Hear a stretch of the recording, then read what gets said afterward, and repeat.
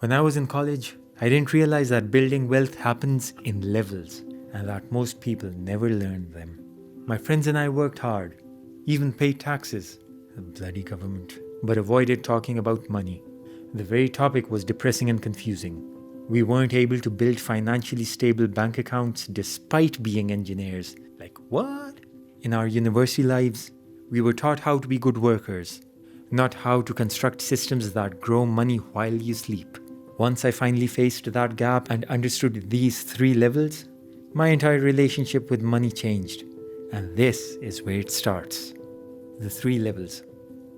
So let me tell you what finally clicked for me. Coming from a working class family, I always thought money simply meant income minus expenses. If you earned more, you'd be fine. If you saved more, you'd be safe. But unfortunately, that wasn't matching the reality I was experiencing. People around me were working harder than ever and still felt anxious. Raises disappeared and savings didn't feel like progress. And every time inflation went up, it felt like me and my friends were simply stuck, or actually moving backwards, since time was still progressing forwards. I began to do my own research, and that's when I realized something important. Me and my friends weren't failing. We were just stuck at the wrong level. Because building wealth isn't just one game. It's 3 completely different levels, and each one solves a different emotional problem. Level 1, relief. This is where most people actually start. When you're at the first level, money stress is literally palpable. That isn't because you're irresponsible. It's because you're balancing on a tightrope where one unexpected bill can knock you off balance.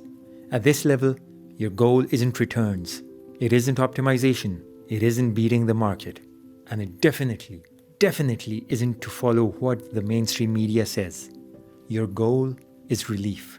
You need to stop asking the wrong question for this phase, which is, how do I grow my money fast? No, stop asking that question and transition to stopping money from controlling your mood. For me, that simply meant 2 things. First, a small safety buffer. Not something earning interest, not something risky. Just cash set aside in a way that's accessible so life surprises don't turn into panic decisions. And second, starting to invest in something relatively safe and ethical, even if it felt small. Not chasing trends. I tried that and lost. A lot of people tried that and lost. Not even day trading. I've tried that and lost as well. I do plan to dabble in swing trading in the future, but that's only to test myself and the knowledge I've accumulated from reading a few trading books. And this is only when I have such disposable income that wasting a bit of it doesn't affect me emotionally. I'm still far away from that stage though. And investing. Investing by owning pieces of real businesses I believe in. Companies that actually make things, solve problems, and align with my values. These are so simple that realizing it so late hurts.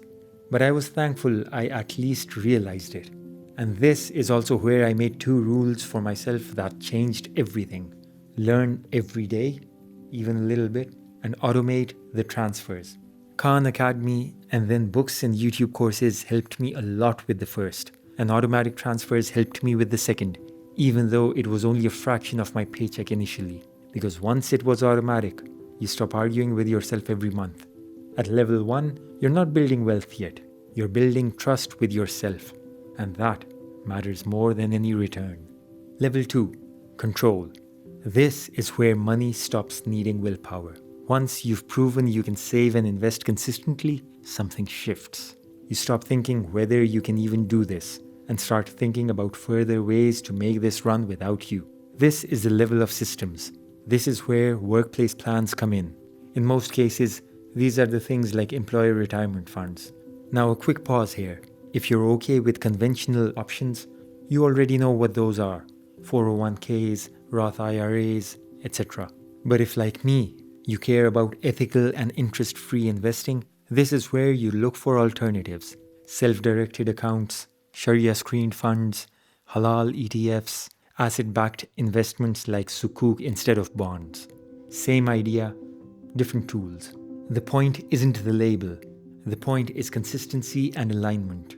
At this level, I also stopped relying on motivation and started using rules. Rules like Most of the unexpected inflow of money gets invested automatically. Lifestyle upgrades happen very slowly. I did begin to splurge on sushi though, but I only went for buffets and ate once a day when I did. So I tried to bring it down to net zero as much as I could, And investments staying boring on purpose. This is where money becomes predictable. You're no longer reacting to headlines.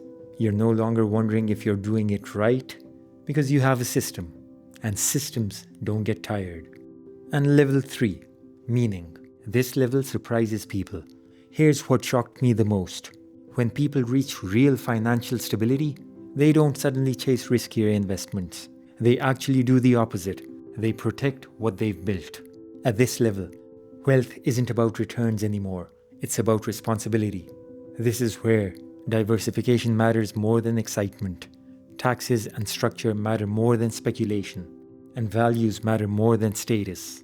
And don't even get me started on taxes. Since I'm still doing everything myself, taxes, especially because of crypto, have been a nightmare. I've taken steps to simplify my taxes and therefore my life now. And hopefully it pays off soon. Anyway, at this stage, most of the money stays in the same boring, ethical investments as before, just scaled up. And only a small portion goes into the fun ideas, supporting startups, backing projects you believe in, and helping people directly. You're not expecting miracles here. Nothing against hoping for one, but hoping and expecting are two different beasts. You need to learn the difference if you haven't, like I hadn't. And with these much riskier investments, you should be fully prepared to lose it, because chances are you will. Level 3 isn't about winning, but about impact. Make this level count. The big realization. Once I understood all of these 3 levels, something clicked. I stopped comparing myself to people playing a different game. I stopped feeling behind. I stopped chasing shortcuts.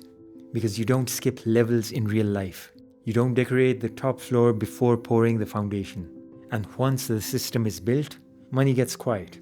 You stop checking prices at restaurants. You stop stressing over flights.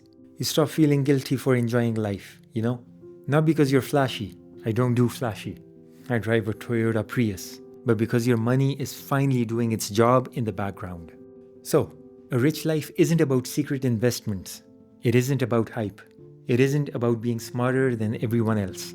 It's about building habits. Because autopilot mode is how you extract the emotion from money and act in a manner that's beneficial to your future self, whether you feel up to it or not. And click here to find out some simple habits that you can get on right now and build in 2026 to serve you for the rest of your life. Remember, a rich life is about understanding where you are and building the right system for that level. Most people don't lose the money game. They just never learn which level they're supposed to be playing at.